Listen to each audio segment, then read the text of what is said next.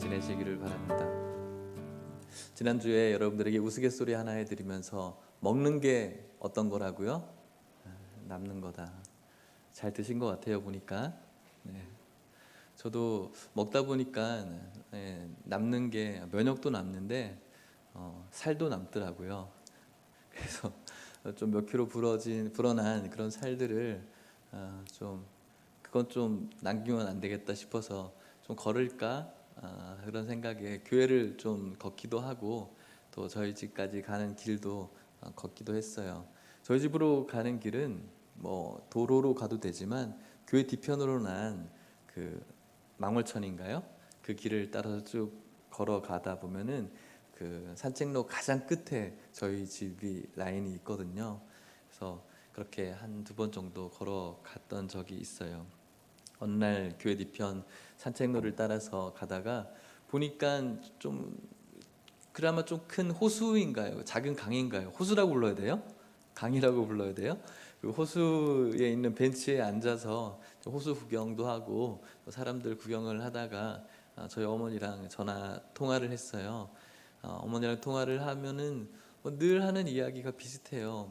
교회에 대한 걱정, 나 교회를 위해서 매일매일 기도하고 있는 그 어머니의 이야기 듣고 또 저희 어떤 목양에 대한 그런 부분들에 대한 기도하고 있다고 저에게 말씀하시면서 또 이런저런 좀 꽤 길게 통화를 했던 것 같아요. 그렇게 통화를 끝내고 난 다음에 하늘을 보니까 하늘은 또 왜 그렇게 파란지 너무 이쁘더라고요.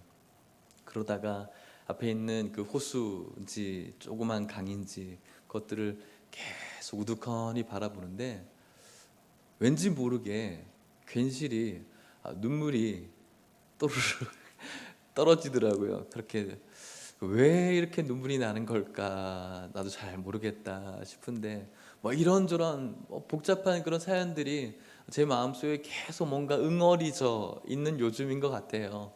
요즘의 나라를 바라보는 어떤 그런 마음들, 또 이런 상황 속에서 어떤 교회의 이런 상황들, 또 우리 성도님들이 어떻게 잘 지내고 있는지, 또 우리 성도님들이 너무 보고 싶기도 하고, 또 예배는 잘 드리고 있는지, 또 우리가 왜 이렇게 모일 수가 없어야 되는지, 또 개인적으로 나의 어떤 예배의 모습은 정말 이게 나의 예배의 모습이었나라는 개인적인 성도로서의 한 그런 고민들, 또 주님께서 맡겨주신 이 귀한 교회를 앞으로 어떻게 목양해 나가야 되는지 무슨 복잡했던 것 같아요. 그런 눈물이 제 마음 가운데 이제 떨어진 것 같아요. 그런 혼잡한 이런 마음이 가득한데 가슴이 아프기도 하고 뭔가 좀 억울하기도 하고 속상하기도 하고 그랬던 것 같아요. 그러다가 오늘 이 본문이 불현듯이 딱 제 마음에 솟아나더라고요. 137편 1절 말씀이죠. 이 말씀이 기억이 났어요. 제가 읽어볼게요. 우리가 바벨론의 여러 강변 거기에 앉아서 시온을 기억하며 울었도다 라는 이 말씀이 제 마음 가운데 떠오르는 거예요. 울고 있는 하나님의 백성들의 이야기이죠. 어디서 울고 있나요? 바벨론의 강가에서 울고 있대요. 뭐하며 울고 있다고요? 시온을 기억하면서 울고 있대요. 왜 하나님의 백성들이 지금 그들의 나라에 있지 않고 바벨론이라는 강가에 앉아서 울고 있습니까? 왜 바벨론의 강가에 앉아서 이스라엘 백성들이 하나님의 백성들이 울고 있는 것이죠? 시온을 잃어버렸기 때문에 그런 거예요. 그래서 시온을 기억하며 울고 있죠. 누구에게 잃어버렸습니까? 시온을 바벨론에게 잃어버렸어요. 바벨론은 그 나라 그때 당시에 초강대국이었죠. 바벨 여러분들이 많이 들어보셨을 것입니다. 바벨이라는 뜻은 혼잡하다라는 뜻을 갖고 있어요. 일찍이 창세기 11장의 바벨탑 사건을 여러분들이 알고 있어요. 창세기 11장 9절에는 이렇게 이야기합니다. 그러므로 그 이름을 바벨이라 하니 이는 여호와께서 거기서 온 땅의 언어를 혼잡하게 하셨음이니라. 여호와께서 거기서 그들을 온 지면에 흩으셨더라. 아멘. 이름이 바벨인데 여호와께서 혼잡하게 만들었다. 바벨은 혼잡하다라는 뜻을 갖고 있어요. 저는 오늘날도 이 바벨이 하나님의 백성들을 무너뜨리고 있다라고 진단합니다. 오늘 하나님의 백성이 무너지고 있는 이유, 오늘날을 살아가는 현대 크리스찬들이 무너지고 있는 가장 중요한 이유 중에 하나가 바벨이다. 혼잡합니다. 무엇을 해야 될지, 어떻게 해야 될지, 하나님의 기준이 아니라 다른 기준으로 살아가는 때마다 달라지는 오늘날의 세계의 가치관들 속에서, 수많은 혼잡한 가치관들 속에서 무엇을 어떻게 선택해야 될지 모르는 이 바벨이 오늘날의 하나님의 백성들을 무너뜨리고 있다라고 저는 확신하고 진단하고 있는 것이죠. 바벨론에 무너진 하나님의 백성이 시온을 잃어버렸습니다. 그리고 그들의 나라에 포로가 되었죠. 포로가 되었다라는 것은 어떤 뜻을 갖고 있죠? 그들의 나라에 충성해야 되는 겁니다. 그들의 문화에, 이방의 문화에, 바벨의 문화에, 바벨의 전통에, 바벨의 가치관에, 그리고 바벨의 나라를 건설하는데 이들의 삶이 소진되어져야 되는 것이 포로의 삶인 것이죠. 이렇게 소진된 채 살아가는 그들의 모습 속에서 오늘 이 바벨을 어디 강가에서 울고 있대요. 여기서 사용하는 이 울다의 표현은 어떤 때 쓰는 울다냐면은 성경에 몇 가지 쓰였던 용례들이 있어요. 창세기 21장에 아브라함의 아내였던 사레 말고 누구죠? 사레 말고 또 하나의 아내가 있어요. 하갈이 있죠. 하갈이 사레와 다투는 그 시점에 쫓겨났죠. 아브라함에게 쫓겨났고 하갈이 자기 아들 누구를 데리고요? 이스마엘을 데리고 쫓겨났어요. 먹을 것이 다 떨어졌어요. 이제 저 멀리에서 자신의 아들 이스마엘이 죽는 것을 지켜봐야 되는 어머니의 심정 속에 어떻게 표현하고 있냐면, 아이가 죽는 것을 참아보지 못하겠다 고 화살 한바탕 거리 떨어져 마주 앉아 바라보며 소리내어 우니. 죽어가는 아들, 죽을 수밖에 없는 그 아들을 바라보면서 통성대곡하는 그 어머니의 마음이 바로 오늘 쓰여진 용례인 것이죠. 이 바벨이라는 강가에 앉아서 울고 있는 이스라엘 백성들이 지금 이런 마음으로 울고 있다라는 것이죠. 억제할 수 없는 그 슬픔을 가지고 지금 울고 있는 거예요. 큰 소리로. 왜 울고 있습니까, 여러분? 포로 생활이 너무 힘들어서, 고향 생각이 너무 많이 나서, 내가 이렇게 살아서 뭐하나, 너무너무 힘들어, 음식도 맞지 않고 물도 맞지 않고, 이런 어떤 고통의 삶 때문에 지금 울고 있는 것 같지만, 물론 그것이 쉬운 삶은 아니죠. 하지만 이들이 울은 이유는 어떤 이유 때문에 울었냐면은 이들의 공동체가 사모한 것이 있었어요. 무엇을 사모했을까요? 하나님과 하나님을 향한 예배를 사모해서 울고 있는 거예요. 왜 그럴까요? 어떻게 알고 있죠? 알 수가 있죠? 지금 이들이 바벨론 강가에 앉아서 울고 있다라고 이야기하면서 무엇을 기억하며 울고 있다고요? 시온을 기억하면서. 단순한 타향살이나 그들의 삶이 고달픈 것 때문에 울었다면은 시온을 기억하는 게 아니라 나라를 기억하고 이스라엘을 기억하고 가나안을 기억하고 울어야 되는데, 지금 이 이스라엘 백성들이 울고 있는 이유는 시온을 기억하면서 울고 있는 거예요. 시온은 하나님의 성이죠. 하나님의 성에서 하는 것이 무엇입니까? 하나님을 예배하는 것. 시온 산에 있는, 시온 성에 있는 존재하시는 하나님과 그분을 향한 예배를 사모함으로 통성대곡하고 있는 이스라엘 백성들을 여러분들이 상상해 보십시오. 그 속에서 그들을 그때 하나님께 드렸던 예배를 사모하면서 너무나 그리워서 울고 있고, 또 다른 한편으로 우리들의 지금 이런 모습으로 살게 된 이유, 하나님을 향한 죄들, 타락함들을 오늘 장로님이 기도하셨던 것처럼 우리의 죄를 깊이 반성하면서 우리의 죄 때문에 지금 하나님 앞에 예배 드리지 못하고 있노라고 지금 울고 있는 이스라엘 백성들이라는 것이죠. 옛날에 제가 가요를 좋아했어요. 신승훈을 참 좋아했는데 불러볼까요? 그 중에서 가장 슬픈 건 들어보셨어요?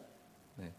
이 얘기하고 싶어서 그 중에서 가장 슬픈 게 뭔지 아세요?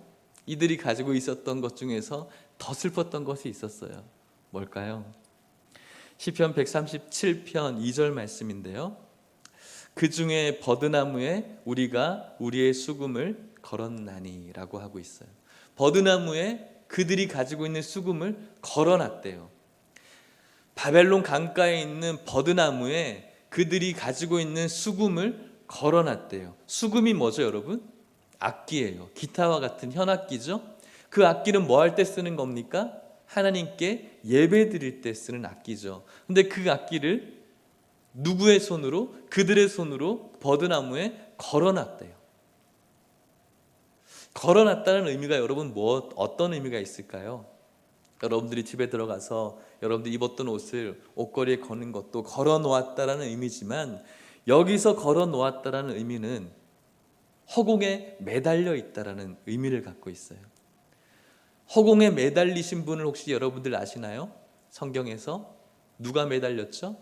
예수님이 매달리셨죠. 누가 매달립니까? 예수님이 매달렸고 십자가에 매달렸다.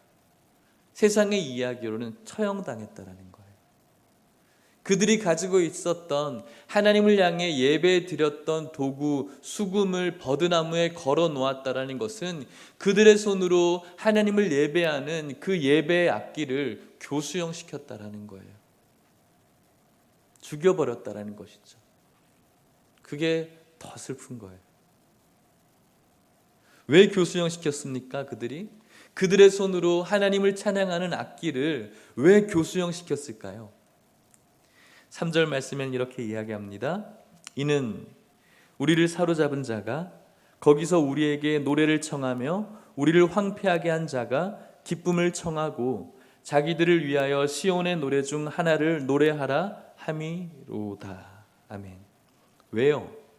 하나님의 백성을 잡아온 자들이 지금 성도들에게, 하나님의 백성들에게 노래하라고 시키는 거예요. 자꾸 바벨론의 강가에서 성도들을 짓밟아 끌고 온 자들이 그들의 흥을 돋구기 위해서 하나님의 백성들에게 야, 노래 한번 불러봐.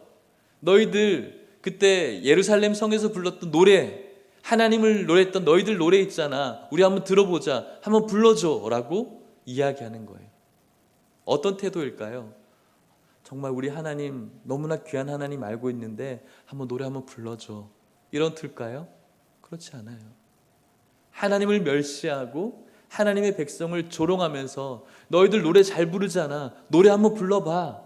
그들의 흥을 돋구기 위해서, 그들의 승리를 만끽하기 위해서 하나님의 것을 지금 요구하고 있는 것이죠. 이런 상황이 너무 싫은 거예요. 이런 상황이 너무 싫어서 정말로 하나님을 노래했던 그 악기를 이스라엘 백성들이 교수형 시킨 것이죠. 세상에 놀아나기 싫은 그들의 의지를 표현하고 있는 것입니다. 그래서 그들이 이렇게 이야기하는 겁니다. 시편 137편 5절 6절입니다. 예루살렘아, 내가 너를 잊을진대 내 오른손이 그의 재주를 잊을지로다.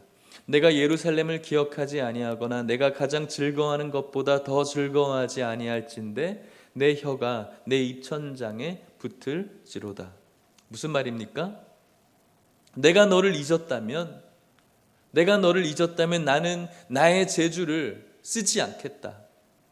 내가 너를 기억하지 않는다면 그냥 내가 하나님을 노래했던 이 입술은 그냥 천장에 붙어서 벙어리가 되는 것이 더 좋겠다라고 이야기하고 있는 것이죠. 시온의 노래를 부르지 않겠다라는 거예요. 하나님을 잊어버리고 하나님께서 계신 시온을 잊어버린 나는 더 이상 하나님을 부를 수 없고 시온의 노래를 찬양하지 못한다라는 것이죠. 그렇다면 시온의 노래를 부르려면 어떻게 될까요? 진정한 시온의 노래를 부르기 위해서는 우리가 어떻게 해야 될까요? 바벨, 혼합되어진 이 세상에서 우리가 볼 수 있어야 돼요. 무엇을 볼 수 있어야 됩니까? 시온을 볼 수 있어야 돼요. 오늘날의 우리들의 시대, 물질 만능주의와 이기심, 쾌락주의, 또 수많은 이 교회를 향한 요구들, 세상적인 요구들 속에서 우리가 볼 수가 있어야 돼요. 무엇을 바라봐야 됩니까? 예수 그리스도를 볼 수가 있어야 돼요. 그래야지 우리는 진정한 시온의 노래를 부를 수가 있어요. 똑바로 볼 수가 있어야 돼요. 이 땅 가운데 오신 하나님의 본체이신 예수 그리스도를 볼 수가 있어야 돼요. 이 세상의 구원자로 오신 예수 그리스도를 볼 수가 있어야 돼요. 웰빙의 예수 그리스도 아니에요. 윤리 예수 그리스도 아니에요. 사회 봉사의 예수 그리스도 아니에요. 이 땅 가운데 저와 여러분들의 죄 때문에 오셔야 됐던 십자가의 예수 그리스도를 이 수많은 혼잡한 세상에서 볼 수 있어야 진정한 시온의 노래를 부를 수가 있는 거예요. 그런데 이 예수를 우리가 똑바로 볼 수가 없죠. 그게 아니라고 이야기하니까요. 저마다의 개인적인 가치관들, 지금까지 배웠던 수많은 개인적인 인문학을 가지고 예수 그리스도를 표현하니까 이 구원자이신 예수 그리스도, 우리의 본질적인 죄의 구속자로 오신 예수 그리스도를 볼 수가 없는 거예요. 그래서 저는 오늘 이 찬송을 했던 것이죠. 세상과 나는 간 곳이 없어지고 구속한 주만 보이도다. 이 시대에 하나님께서 요구하는 저와 여러분들의 시대전 사명이라고 생각해요. 세상도 없어져야 되고요, 나도 없어져야 되고, 무엇이 보여야 됩니까? 구속하신 예수 그리스도만 보여야 됩니다. 예수 그리스도라는 이름으로 수많은 것들을 포장해요. 얼마나 많은 인문학 책들이 나왔습니까? CEO이신 예수 그리스도, 상담가이신 예수 그리스도, 웰빙, 윤리적인 예수 그리스도, 사회 봉사를 해야 되는 예수 그리스도, 수많은 인문학 책들이 쏟아져 나오고 있지 않습니까? 가짜들이죠. 진정한 예수 그리스도는 저와 여러분들의 그 본질인 죄를 구속하기 위해서 이 땅 가운데 오신 예수 그리스도이신 줄 믿습니다. 이 예수 그리스도를 똑바로 보게 될 때 우리는 진짜 시온의 노래를 부를 수 있는 줄 믿으시길 바랍니다.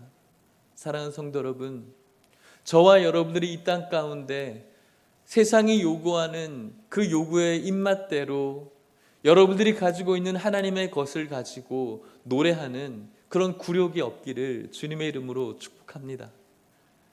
하나님께서 우리에게 주신 예수 그리스도를 똑바로 볼 수 있는 은혜가 저와 여러분들에게 있기를 간절히 축복합니다. 말씀을 마치도록 합니다. 지난 몇 주간 성도님들의 목소리가 듣고 싶어서 전화통화를 몇 번 했어요. 거의 모든 성도님들이, 아니 100%의 성도님들이 하시는 말씀이 너무 교회 가고 싶다고, 너무 예배 드리고 싶다고. 물론 가정 속에서 예배도 예배 맞습니다. 귀한 예배입니다. 교회에 와서 예배 드리고 싶다고. 그래서 이번 주는 꼭 교회 가보고 싶다고 이렇게 얘기를 하시더라고요.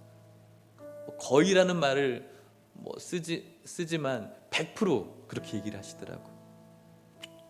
성도님들이 너무 보고 싶대요. 교회를 얼마나 사랑하는지, 그리고 성도님들을 향한 사랑이 얼마나 큰지를 제가 느끼면서 참 감사했어요.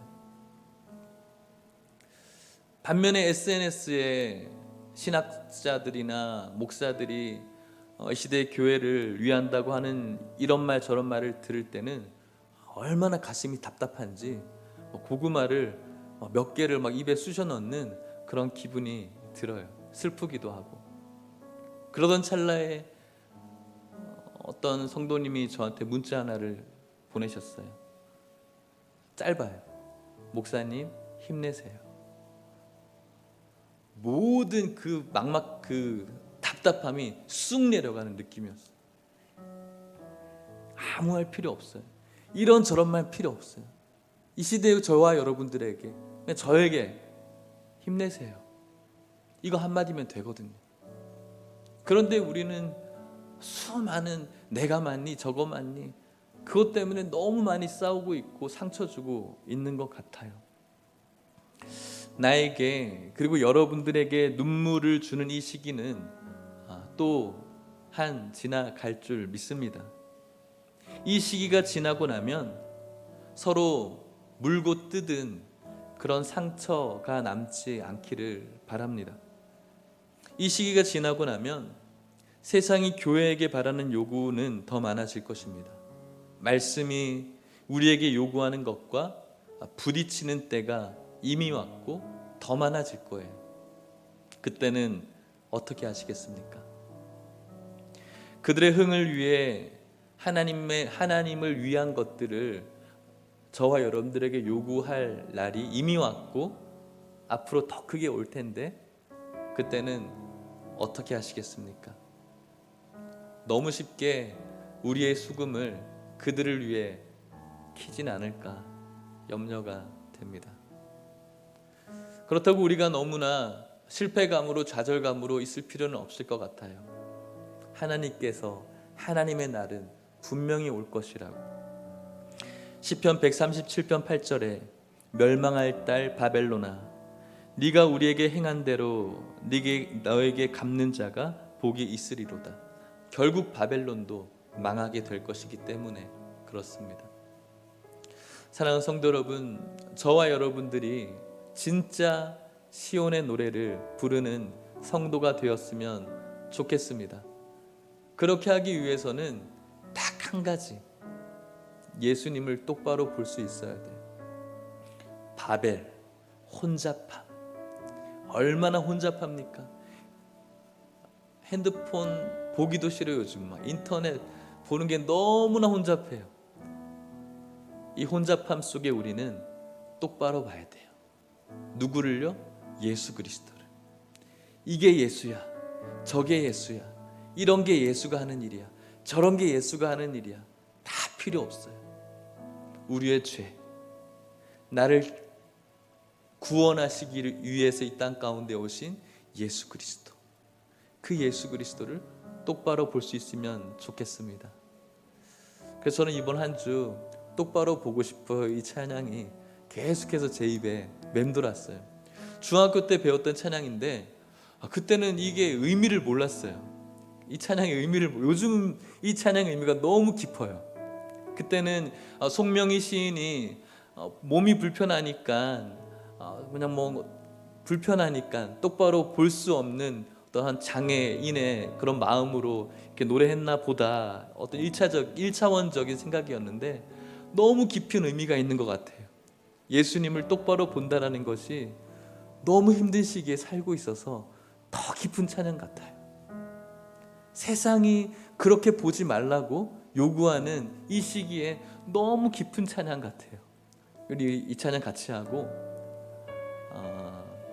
마음으로 찬양하시고 저는 소리내서 찬양하고 우리 같이 침묵으로 기도했으면 좋겠어요.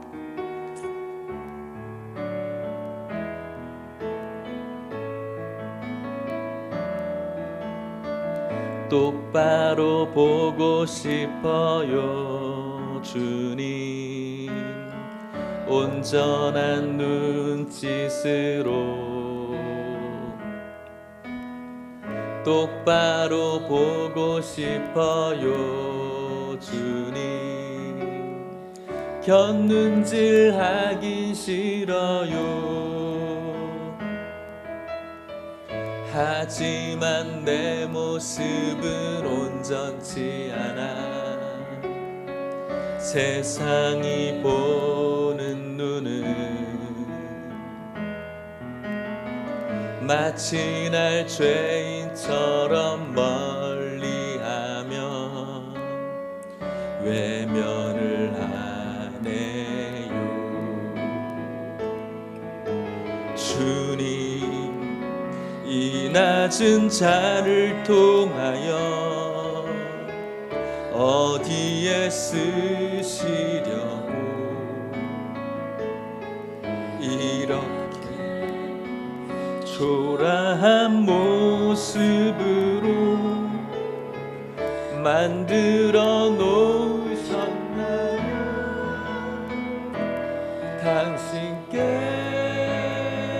드릴 것은 사모하는 이 마음뿐. 이 생명도 달라시며 십자가에 놓겠으니 허울뿐인 육신 속에 참빛을 심게 하시고 가식뿐인 세상 속에 미랄로 주님 이 낮은 자를 통하여 주님 이 낮은 자를 통하여 어디에 쓰시려고